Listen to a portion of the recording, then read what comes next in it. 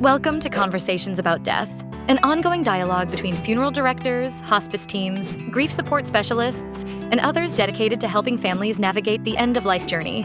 Today, we'll be discussing things that funeral directors want you to know. Our guests are Julie Farmer, funeral director and embalmer at Hires Baxley Funeral Services; Steve Brown, funeral director in charge at Hires Baxley Funeral Services; Sarah Bruley, compliance coordinator and Space Coast community lead at Baldwin Brothers Funeral Home; and your moderator, Nicole Medley, marketing manager at Baldwin Brothers Funeral Home. Let's get talking. Hello and welcome. Conversations About Death is exactly that. We're talking about dying, death, and how we deal with loss. Today, our topic of conversation is the things that funeral directors want you to know. And today we have two licensed funeral directors here with us, so let's dive right in. Stephen, what are a few things that families should know about the death process? I tell all of my families the hardest part about the death process would be the grieving portion, the mourning portion. And then the second hardest part would be the process with dealing with the death certificates as far as taking care of legal matters. Mm-hmm. So with that being said, while arrangements are being conducted, it is very vital for us to make sure that we take care of the death certificate in a timely manner. What's the first thing that a family should do when death occurs? What's the first call that they'll usually want to make? Depending on where the passing occurred, you would definitely want to reach out to the corresponding nurse. If your loved one passed away at a medical facility or at home, especially if they're in hospice care, they physically may not be there. So you definitely want to reach out to the corresponding staff member that is present. If the passing so happened to be unnatural, let's say at a residence where you were not expecting your loved one to pass away, I would ask you to call 911 so the emergency responders can come out, possibly do their routine to see if the passing or death actually occurred. And if it has, they will then ask you to reach out to your family funeral home provider, and then we will then take over from there. So we got some information on what happens first in that first call we make, and then what happens? A lot of it depends on, regardless of where you are, whether the death was considered attended or unattended death. Right. An attended death means a doctor was either supervising your care at the time, or a doctor was present, or a nurse was present, like in a hospice care facility or a hospital. Ultimately, the medical examiner makes a decision about what is on that death certificate, and that would be the cause and the manner of death. They have to be confident before they sign off on whether you're being buried or cremated on your death certificate as to what you died from. And in some cases, you may have somebody, say, in a care center with hospice that's being cared for, and you might think that they all go directly to the funeral home, the person's body does. Mm-hmm. And not in all cases. Occasionally, you may have somebody who's been being treated by hospice, being cared for by hospice, very weak with cancer, but then they fall and maybe hit their head. Right. So in that case, the medical examiner may say, we need to investigate this death a little more. And sometimes they will have the body go to the medical examiner's office, and just so they can research a little bit more, talk to doctors, take a better look at the file, that kind of thing, before they release your loved one to the funeral home. And that can happen in hospitals, that can happen in hospices, even when you are under a doctor's care. So sometimes people get confused about that and get nervous, like, well, they died at hospice, but now they're going to the medical examiner. But that's typically because there may have been another contributing cause that they need to look at and investigate. Makes Absolutely. sense. Mm-hmm. And then from there, we go behind the scenes with Julie. And so sometimes the body will go straight to the funeral home with you. Right. Sometimes the ME gets it first, and then you have it, and then what's happening there? And sometimes the body would come to the funeral home under what's called an ME hold, and families don't always understand what that is, but that is the case that happens in mostly what she was discussing with per se, someone who was in hospice care, but they fell within the last 60 to 90 days, and that's documented by the hospice nurse upon intake.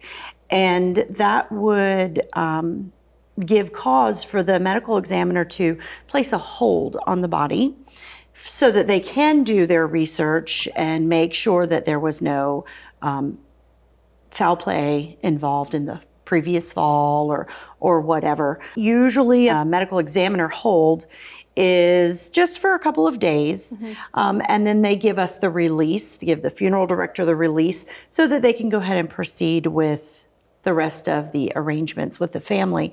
But it is often that the family doesn't understand that. They don't understand why they What's the can't. holdup? Right. Yeah. And they don't understand why they can't proceed with scheduling a funeral service or why they can't proceed with a cremation. But in the state of Florida specifically, there is a wait time for cremation, and there is, like she said, everything goes through the medical examiner's office. They don't always take jurisdiction over that, but they do sign off on everything. Once the body is released, then it's up to the family whether they've made the decision during the arrangement to have a preparation of the body, such as embalming, or certain religions request just washing and dressing, washing and shrouding, and then the prep center takes care of those things. If it's direct cremation, then once all of the paperwork and vitals are complete and the medical examiner signed off, then the funeral director will sign off on everything and the body will be cremated. And the process at that point is, once the cremation is done, then the family has the option to get those remains back, or to we hold on to them until a service, if that's what they've chosen. And this has all been at bare minimum a week, right? Yeah, usually most services would turn around within 5 to 7 days. Wouldn't you say that's about average, Stephen? Absolutely, depending on the service. Yes. Right. Absolutely. And the planning, and of course the family's wishes. Right. But it's not a snap your fingers, let's get this done on Thursday. Right. There's a lot more that goes into it than Yes. people think or expect. And I think or- that's what Stephen was saying, is that people think that it should be just a super quick turnaround. Oh, my family was in town because they were expecting grandma to pass and we want to have this funeral Right. in 2 days. And unfortunately, that's not the way that it works. So I think that's a really important thing for families to know ahead of time when they come in for the arrangement, that this can't necessarily be Happen an tomorrow. immediate Yeah. process, correct?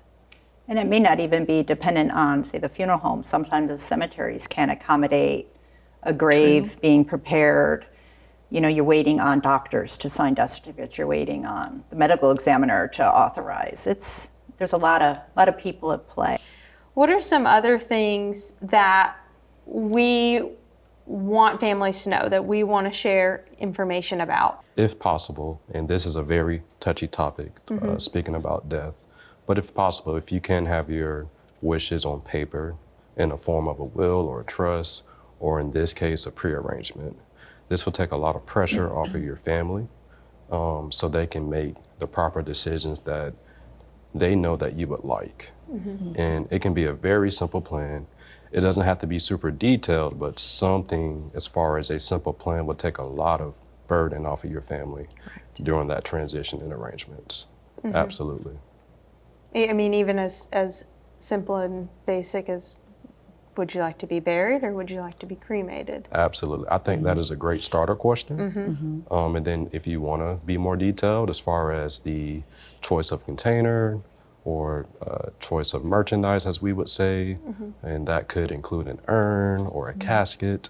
That could also include flowers as well too, if you would like a ceremony to happen for you. But just a simple plan is a great starter for you to alleviate a lot of burden on your family emotionally and also financially as well too.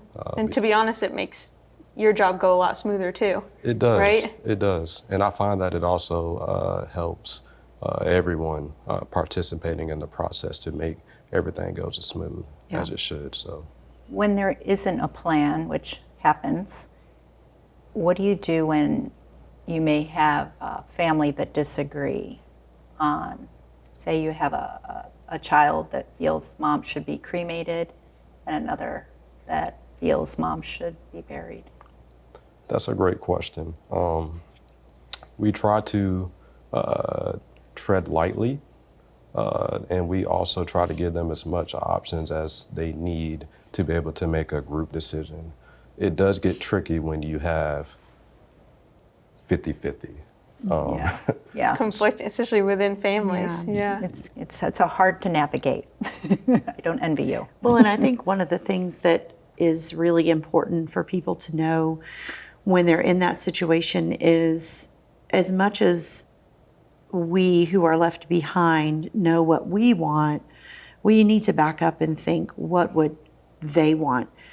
And that sometimes is a very hard question to answer when you haven't already spoke with your loved one who's passed.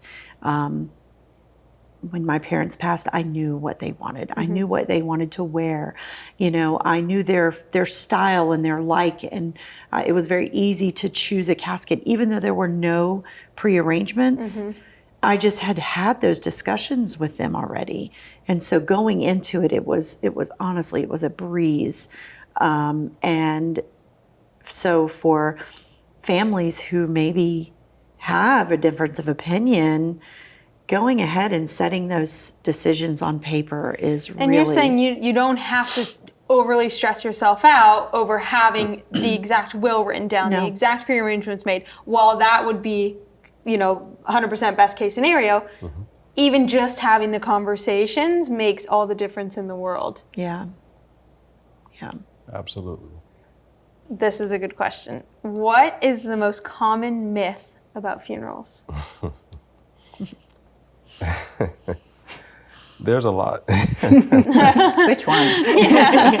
What's your favorite? I think since we're speaking about services, a lot of people think that the funeral service is meant for the deceased. And it took me a while to navigate this. To be quite frank with you, the funeral service or ceremony is actually for the ones that are attending the ceremony.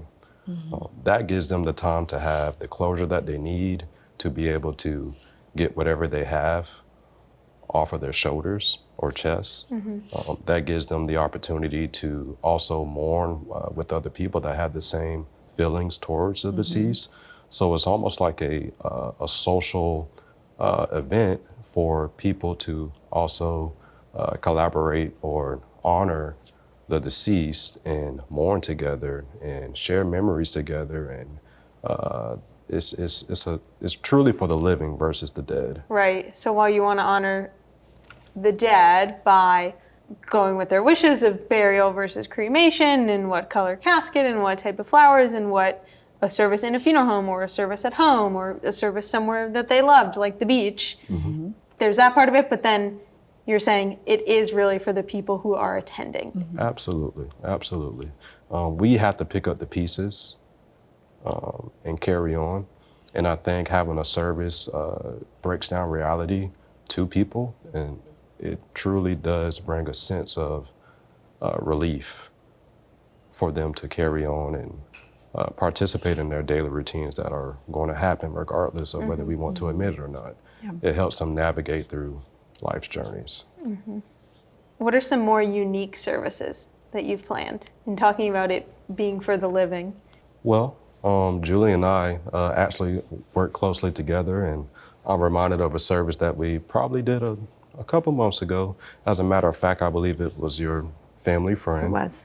And the gentleman was a truck driver. He had his own truck and trucking business, and that is what he loved doing. So to make a long story more simple, he was cremated. So the family had a semi-truck for his urn, for his final resting place. So Julie, with her creative ideas in mind, she was able to do a mock setup of a highway, and we were able to place the truck on the mock setup. And when I tell you That is cool. it was awesome, and it was very creative. And the point I'm trying to make is the family was truly, truly appreciative of that, because it brought them joy that a traditional service wouldn't have done. Right. Do you have any advice for families who want to do something like that, but they're worried about judgment? Worried about the judgment of, oh, they're having a party and they're drinking and carrying on. And My advice would be when you're sitting down with your funeral director, to be as open as possible. I mean, communication is key when we're making arrangements. Unfortunately, we don't know the majority of the families that we do serve, so it's a barrier that we have to break and get to know that family in a short period amount of time. So open communication is definitely key, because Yes. if I know that you're looking for something in particular, I can more than likely make it happen. But if I don't know, it's hard for me to make something happen Right. for you in a short amount of time. Right. But communication is definitely key. And there is no dumb question. Like, a lot of people feel very embarrassed for asking, can we do this? Can we do that? If you've been to a service, a celebration of life, a funeral, that you liked something that they did, ask the question. There is no dumb question. It's going to be yes, no, maybe.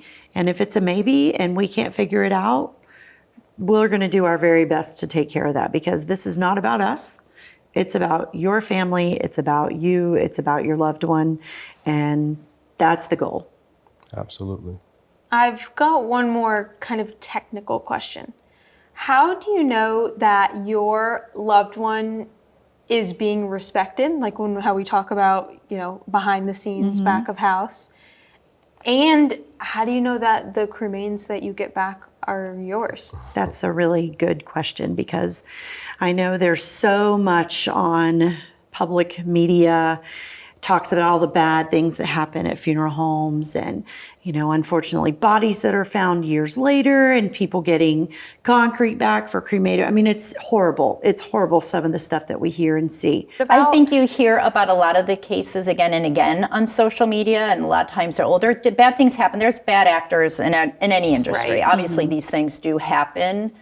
We're inspected by the state on a yearly basis. Our prep rooms, our crematories, our funeral homes are all walked through, checked. They check our files. They check every aspect of that, and are constantly looking for any kind of issues where we're not following procedures or policies. We start with ankle tags. When that body is picked up by our removal service, an ankle tag is labeled and placed on that body before leaving the place of death. At that point, that body has also been signed off by someone who attended that death, or who can identify or verify that that is the person. So that's the second step. The third step is we have what's called a chain of custody. So that chain of custody is originally signed off not only by the person taking custody, which would be the removal team, but it's also signed off by the person in attendance, whether it's from the ME's office, whether it's the nurse at the scene, whether it's at the hospital, wherever the death occurred. And so that's a third way to confirm identification. Once the body comes into our care, that chain of custody is once signed off again when it transfers hands. If the body is removed from storage for embalming, in our location, we don't generally sign the chain of custody again, because it literally doesn't leave the building. If a body is coming from outside of our storage facility, a chain of custody. And I personally will not do anything with a case until I receive a chain of custody. If they forget to bring one, I am immediately emailing or calling, asking for that. That is that system that we use, and that covers my side as well as their side. So that's another check and balance that we use. Right. Once it comes to cremation, there is there's a medallion about the size of $50 that is labeled with the cremation location. It also has a number on it. That number is assigned. It's written on the chain of custody. It's written or printed on every single paper in that file. It also matches like I said, the medallion that stays with that body through the entire cremation process. It doesn't melt or anything? Nope, the medallion goes right into the retort, which is where the cremation takes place. It's then removed from the retort. It's placed on the cooling location. It's removed from the cooling location with the remains. It goes over to the processor. When that's finished, it goes with those remains everywhere. In fact, any of our cremated remains has, once they're in a bag, placed in an urn or in a temporary container, it has a medallion that has been through the entire process. Sounds super secure. So it is very, very secure, and that number is checked multiple times. It's signed off by duplicated people. I mean, there's the funeral director, the cremation, the crematory operator. We come in from the prep room to sign off with the crematory operator. There are multiple signatures and verification steps through the process. And then to take it a step further, we also ask for a photograph as well, too. That's correct, yes. Explain what storage means in the funeral industry and what that is. Absolutely. Is it a refrigerator? Like, what is it? So, yes, technically it is. A lot of people say that a body is frozen. It's not. It is held in a refrigerated space that sits between 36 and 40 degrees. So it's just above that freezing temperature, but we keep that body nice and cold to preserve it as long as possible until the family makes a decision on what they want to do. In its storage state, in the coolers, we call it, most funeral homes will keep bodies in body bags, zippered body bags. Some funeral homes place decedents directly into a plastic-lined standard cremation container, which is like a heavy-duty cardboard box with a lid. The family has requested for their loved one to be embalmed. We would remove the body from the cooler, take it into the prep room where we disinfect, wash, we perform the embalming process.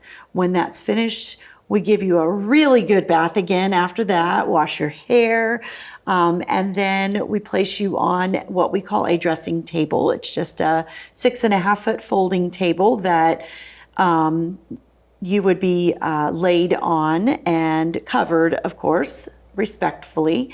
And then we wait until usually about 24 to 48 hours prior to service time.